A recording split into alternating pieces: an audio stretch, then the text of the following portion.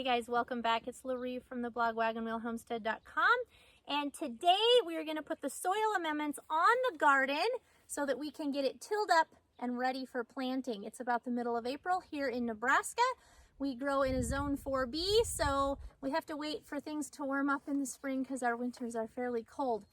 If you have not watched the video on how to take a soil test for your garden, I will link that here and you can check that out. I have the recommendations that I got back from my soil scientist. What I like about the soil testing that I do is that they don't just tell you what the current levels of your soil are for nitrogen or potassium or something like that. They actually give you recommendations on what to apply to get it to its optimal level. And I try to take a soil test every 3 years. So that's what I've done. It's been 3 years since I took a test, did one this spring. And I have all of my soil amendments here that I have gotten from one of our local agriculture centers. I live in a farming area, and so it's fairly easy to get soil amendments. These are not all considered organic. I feel like some of the stuff on the organic list is on there just because of propaganda. You can do it however you want, but I prefer to just do things that are safe. I will only ever put things on my soil that are safe. But most of this is okay for organic. A couple might not be on the organic list, but it would certainly go for like the naturally grown. You could say this is all naturally grown. Certainly way better than anything you're going to get from the store. And again, it's what I can easily source from my garden. I do not have mountains of compost here to put on a garden this size. And so I have found other ways to amend my soil that works.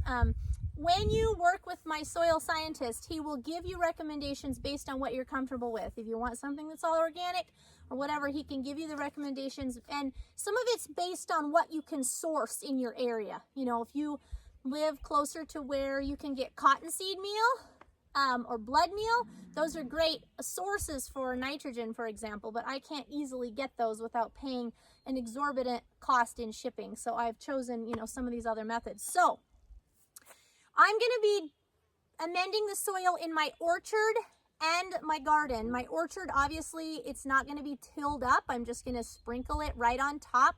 All of the amendments I have are granular. So once in a while, we spray something on the foliage. It's called a foliar spray. I'm not doing that today. I may do some of that during the summer, but for right now, I am just sprinkling on all of these amendments, and they are in granular form. So here is what the orchard needs. I'll just run through this really quick. Again, this is going to be different for you based on your test and your area and your soil, obviously, right? But I'm going to run through for you what I'm going to do and then show you how we spread it on. It's a very simple process. We'll till this up, and then it'll be time to start laying fabric and drip line and putting in the plants.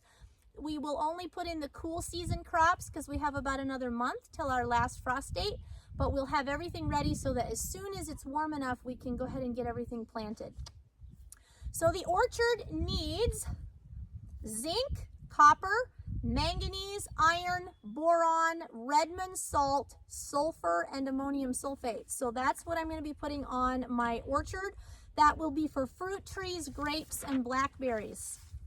For my garden, it needs boron, copper, iron, gypsum, which is what's in this big tote. It was 336 pounds of gypsum I needed, so they put it in a big seed tote for me because I was able to get a lot of this bulk, like they already had it in bulk, so I didn't have to pay shipping on it, which is really nice.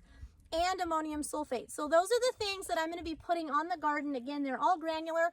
What I like to do is mix up the things that have a small amount. So like I only need 5.6 pounds of boron on this whole garden, and I only need 7 pounds of copper on the whole thing.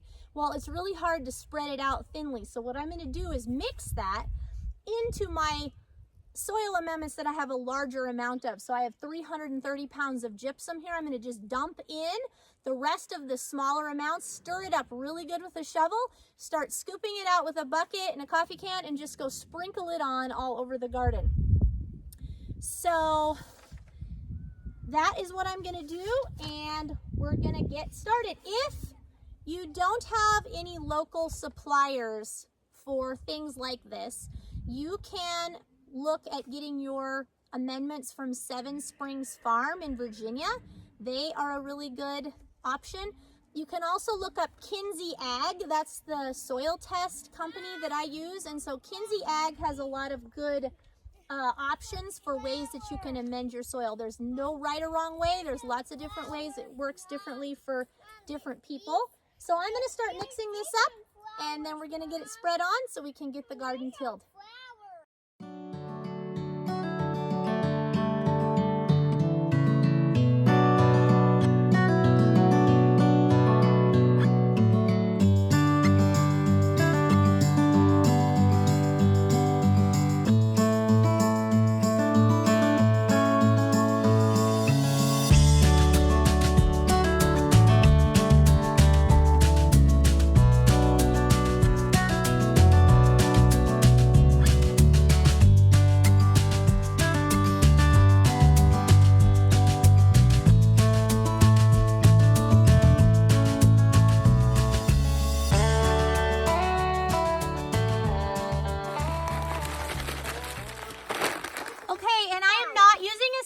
As you may notice, you can if you're doing super small amounts and you want to get it exact, but I needed 91 pounds of iron, which is ferrous sulfate.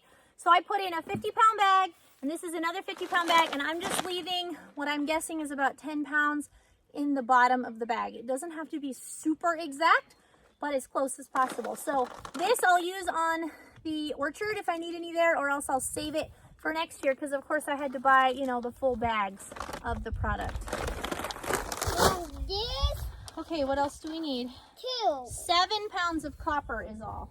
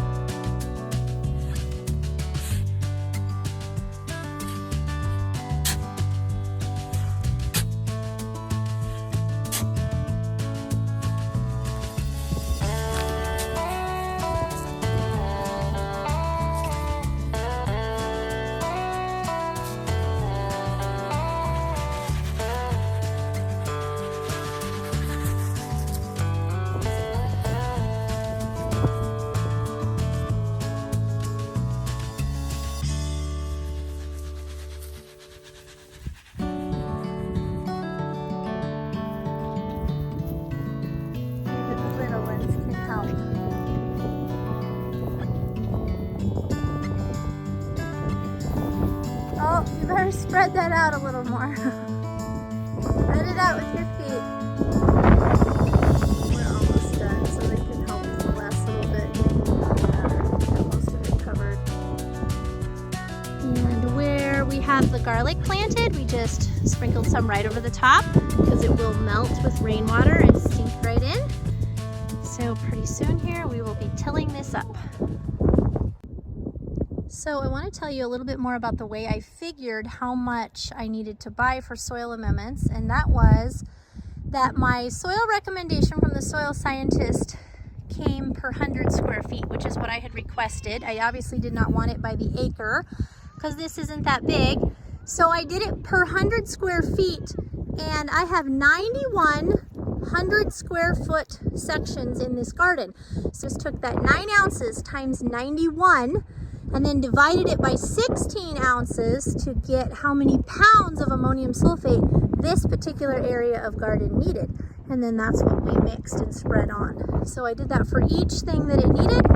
And yeah, it's just a little bit of math. It's not hard. It's really helpful when you have a soil scientist tell you exactly what is needed per 100 square feet, because then you don't have to guess. And if you can't source 1 or 2 things that they recommend, you can ask them for a, what else can I put on? And they can tell you, get cottonseed meal or bone meal or blood meal or whatever. So anyway.